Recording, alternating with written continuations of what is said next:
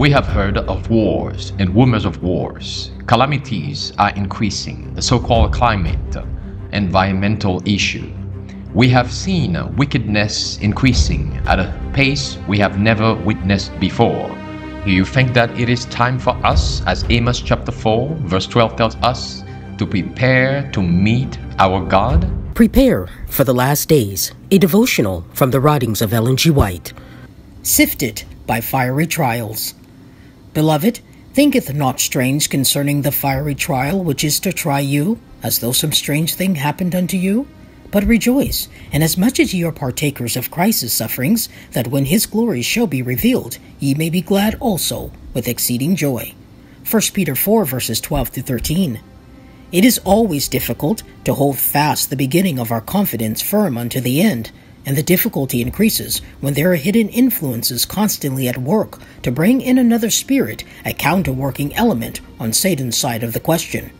In the absence of the persecution, there have drifted into our ranks men who appear sound and their Christianity unquestionable, but who, if persecution should arise, would go out from us. In the crisis, they would see force in specious reasons that have had an influence on their minds. Satan has prepared various snares to meet varied minds. When the law of God is made void, the church will be sifted by fiery trials, and a larger proportion than we now anticipate will give heed to seducing spirits and doctrines of devils. Instead of being strengthened when brought into straight places, many prove that they are not living branches of the true vine.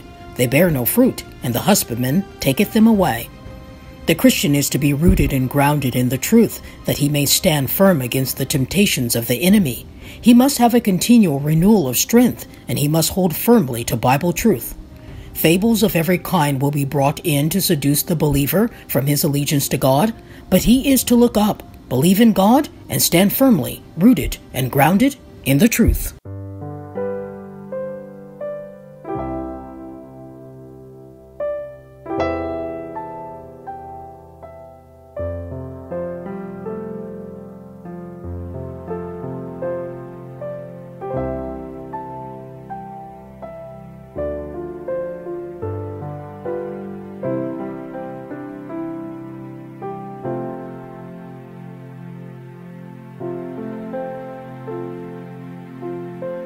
I cannot tell why you angels worship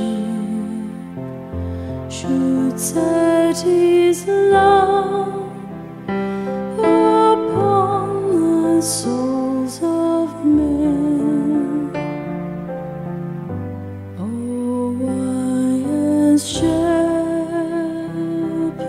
he should seek the wanderers to bring them back. They know not how nor when, but this I know, that he was born of Mary,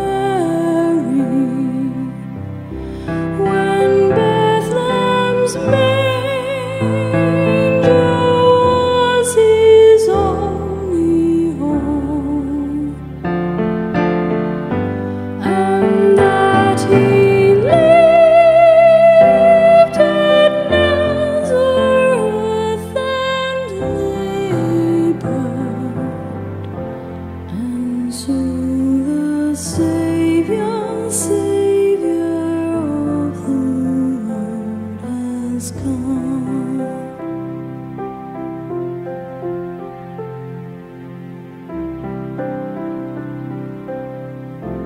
I cannot tell how silently he suffered,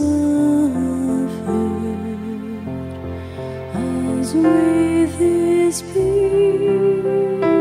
he graced this place of tears, nor how his heart upon the cross was broken, the crown of pain